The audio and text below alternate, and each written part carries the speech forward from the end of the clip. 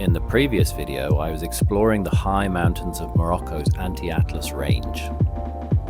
This time, I'm carrying on my Moroccan journey, spending a couple of days in the Sahara.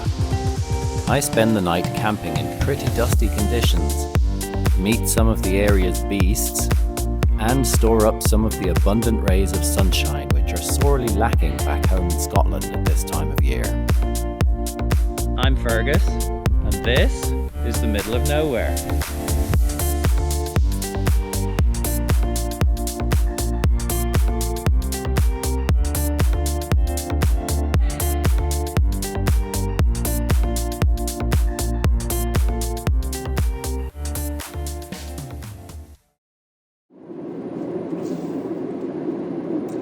Yes, folks, I am still escaping the winter weather. Just like in the last video, I am in Morocco, but now I am south of any major mountain ranges in the Sahara Desert. And I wasn't actually planning on making a video of this. I was just going to go ahead and do it for the hell of it. And then I realized that actually, although I'm not doing any major walking or anything, it is in the middle of nowhere. And I'm going to be camping in the desert, and it's going to be really, really beautiful. So I thought I'd make a short video of that because it's cool.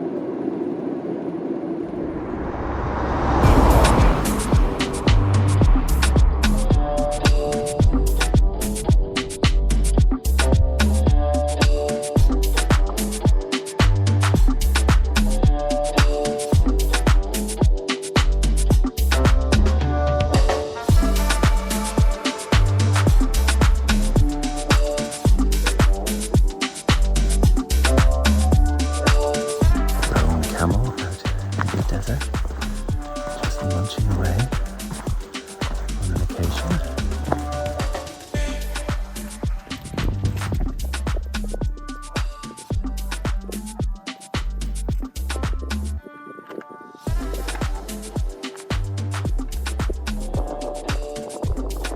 Doesn't seem particularly bothered by my presence.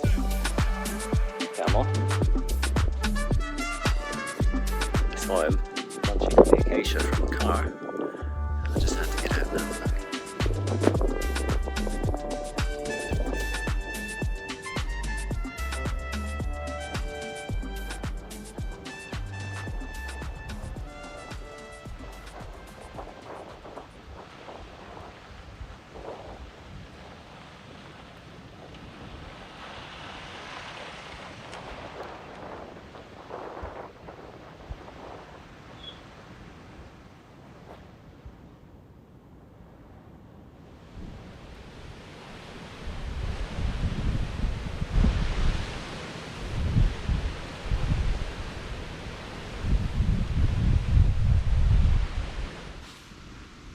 Oh, I can say it's been many years since I've camped properly in the desert.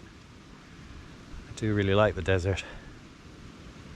It's especially when it's the evening like this and it's getting less hot, because it's coming close to kind of the end of when it would be sensible to visit the desert if you're not used to it, because it gets so hot.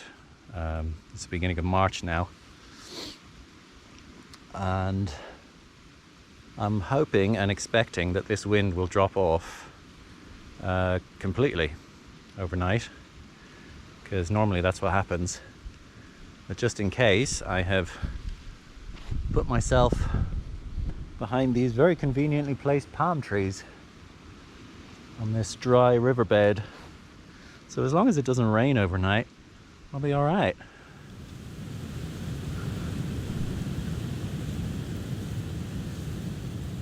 It's said that only about 10% of the Sahara is covered by sand dunes. The rest of it is rocky and barren. But I got my own little sand dune here. There's not much of it around, but check it out up against this wall. Yeah, let's go and have a look. Let's climb the dune. Yeah. Dry desert sand. Oh look, it's even blowing off the top.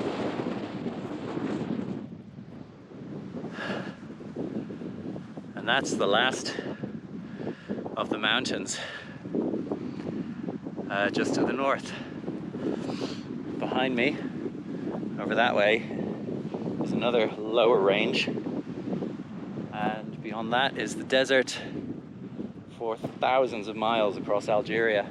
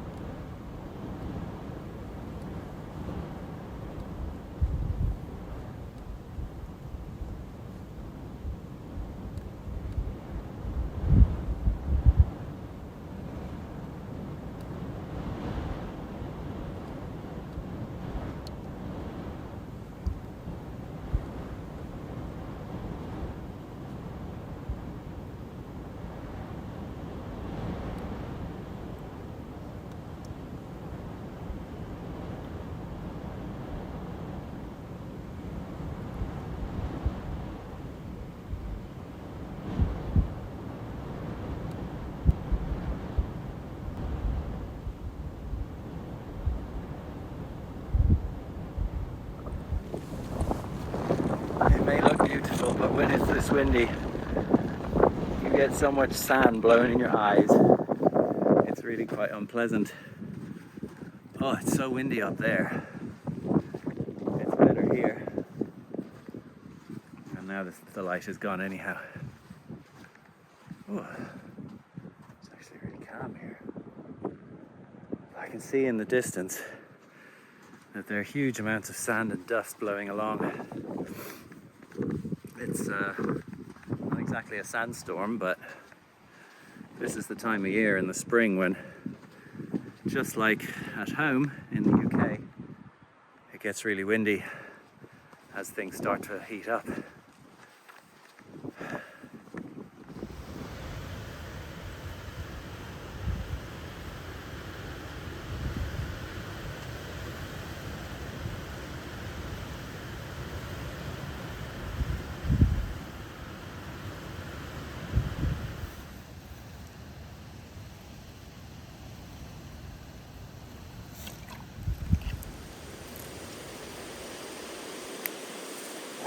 That's it, ow. Okay.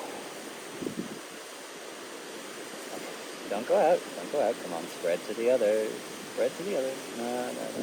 All it takes is a gust before it's going. But I think that's it.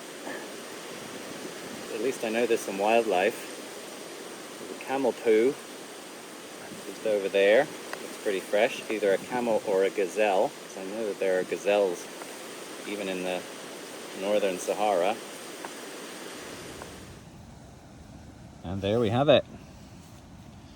Scrambled eggs, Sahara style.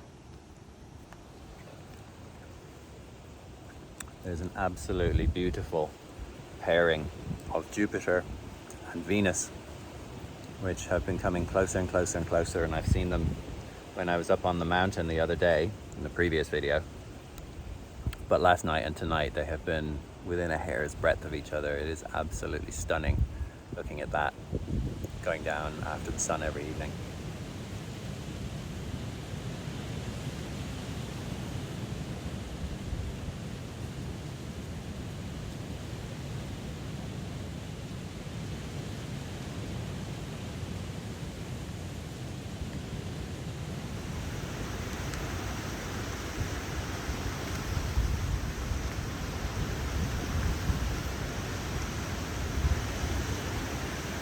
Hey, donkeys.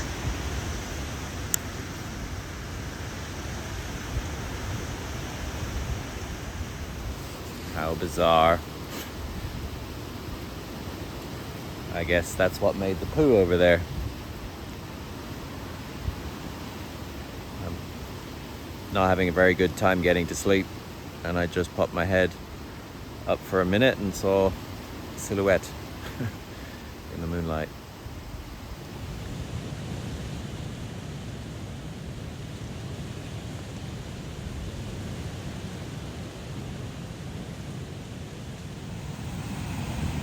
Well, it's 11 o'clock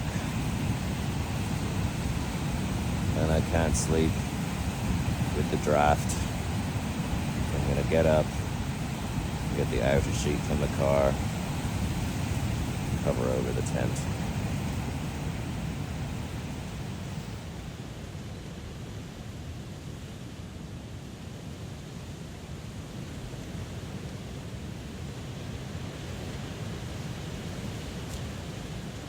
Okay, no more draft. It's a shame not to see the stars, but God, that constant draft and the dust just drifting down. I mean, it's it's on everything now. Look.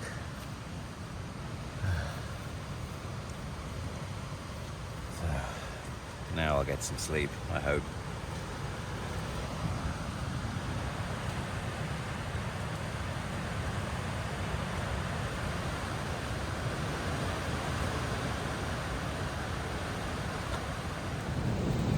Okay, I give up.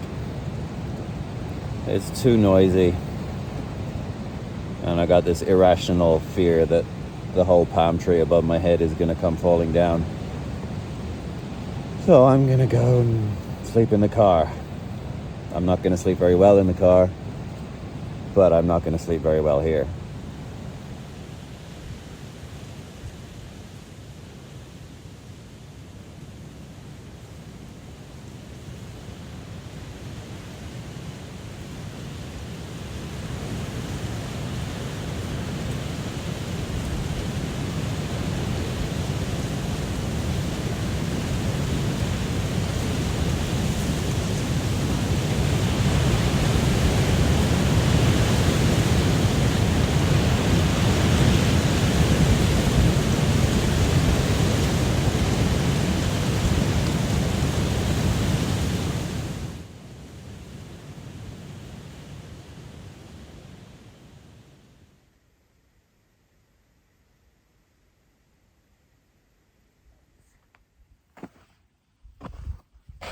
Unbelievable.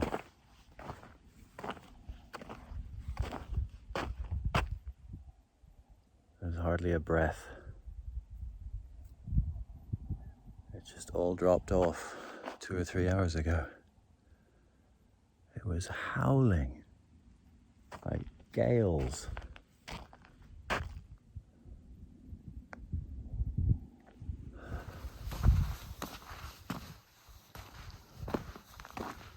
And the tent is still standing. I only half expected that. And my time lapse is still going. Awesome.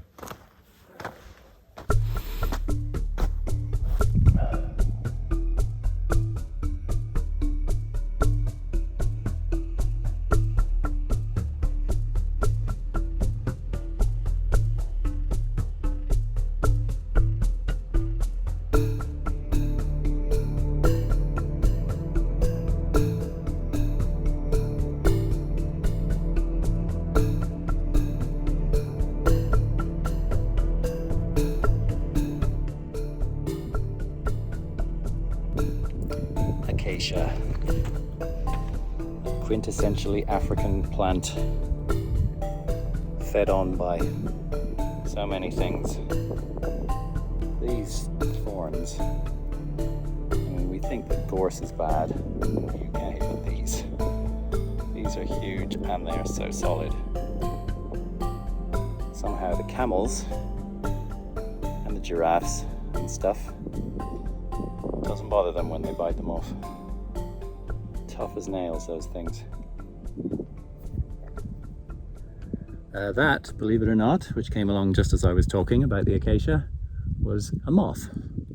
A really big moth, I think. Either that or it was a beetle. Actually, it sounded more like a beetle, but it was huge.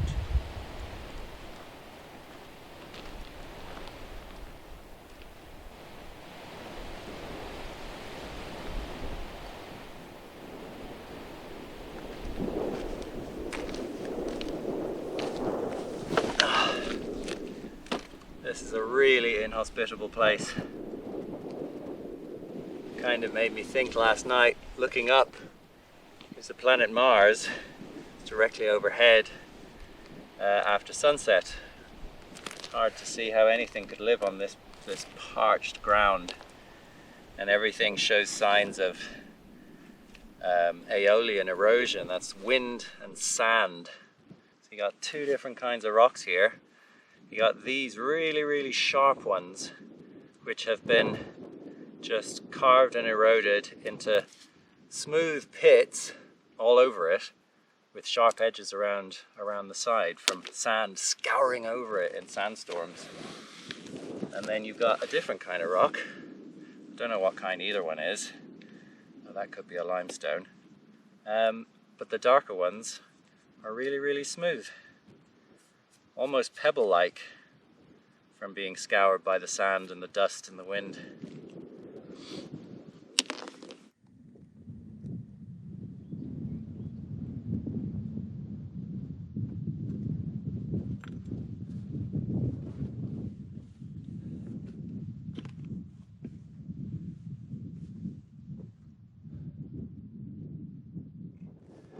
When I say to people how much I like the desert, a lot of people wonder why.